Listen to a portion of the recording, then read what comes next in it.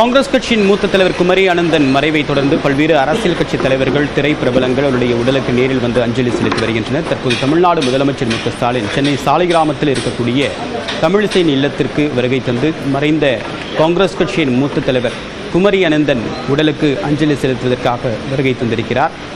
உடல் வைக்கப்பட்டிருக்கூடிய தமிழிசை அவர்களின் இல்லத்தில் தற்போது பல்வேறு அரசியல் கட்சி தலைவர்கள் தொடர்ந்து அஞ்சலி செலுத்துவதற்காக வருகை தந்த வண்ணம் உள்ளனர். தற்போது தமிழ்நாடு முதலமைச்சர் மு.க. ஸ்டாலினும் சுகாதாரத்துறை அமைச்சர் மா சுப்பிரமணியனும் குமரி அனந்தன் உடலுக்கு மரியாதை செலுத்துவதற்காக தற்போது வருகை தந்திருக்கின்றனர். அதேபோன்று அரசு சார்பில் அறிவிக்கப்பட்டிருக்கூடிய முக்கிய அறிவிப்பாக குமரி அனந்தன் உடல் அரசு மரியாதையுடன், முழு மரியாதையுடன் அடக்கம் செய்யப்படும் என்றும் தெரிவிக்கப்பட்டிருக்கிறது. தற்போது தமிழ்நாடு முதலமைச்சர் மு.க. ஸ்டாலின் மறைந்த காங்கிரஸ் கட்சியின் மூத்த தலைவர் குமரி அனந்தன் உடலுக்கு மரியாதை செலுத்தி வருகிறார்.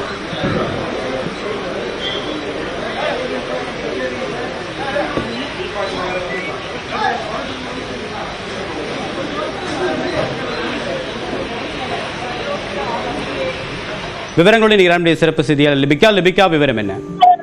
தேவப்பிரியன், காங்கிரஸ் கட்சியின் மூத்த தலைவரும் இலக்கியவாதியும் அரசியல்வாதியுமான குமரி ஆனந்தன் அவர் நேற்று நள்ளிரவு உயிரிழந்தார்.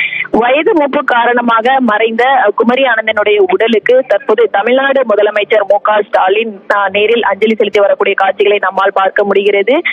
பாஜகவினுடைய முன்னாள் மாநில தலைவர் தமிழிசையினுடைய தந்தையுமான குமரி ஆனந்தன் அவர்கள் வயது மூப்பு காரணமாக நள்ளிரவு மறைந்தார். இதைத் தொடர்ந்து அரசியல் கட்சி தலைவர்கள் பலரும் காலை முதலே சமூக வலைதளங்களிலும் அதே போன்று நேரிலும் அஞ்சலி செலுத்தி வருகிறார்கள். தொடர்ச்சியாக இந்த நிலையில் தமிழ்நாடு முதலமைச்சர் மு.க. ஸ்டாலின் தற்போது நேரில் அஞ்சலி செலுத்தக்கூடிய காட்சிகளை நம்மால் பார்க்க முடிகிறது.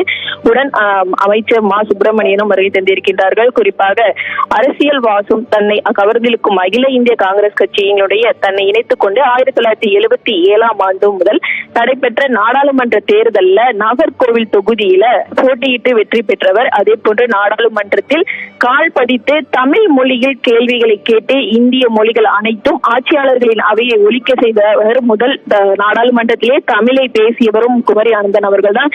தொடர்ந்து காந்தி காமராஜ் காங்கிரஸ் கட்சி என்ற புதிய கட்சியை தொடங்கி 1980ஆம் ஆண்டு நடைபெற்ற சட்டமன்ற தேர்தலிலும் திருவெற்றியூர் தொகுதியில் அக்கட்சி சார்பில் போட்டியிட்டு வெற்றி பெற்றிருந்தார்.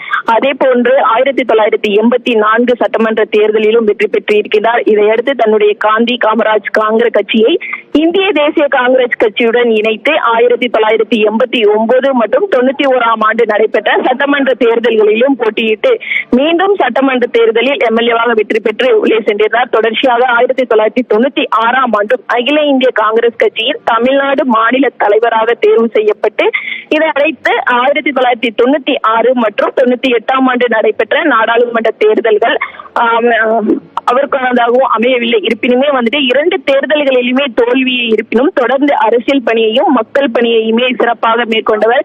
அதே போன்று ஒரு இலக்கியவாதியாகவும் செயல்பட்டிருந்தார். தொடர்ந்து கட்சியில் மக்களுக்காக பல்வேறு திட்டங்களை செய்த நிலையிலும் தற்போது அவருடைய மறைவு என்பது காங்கிரஸ் கட்சி மட்டுமின்றி தமிழகம் முழுவதும் இருக்கக்கூடிய அனைவருக்கும் ஒரு சோகமாக இருக்கக்கூடிய நிலையில் தொடர்ச்சியாக தற்போது அனைத்து தரப்பு மக்களுமே காலை முதலே அஞ்சலி செலுத்தி வருகிறார்கள்.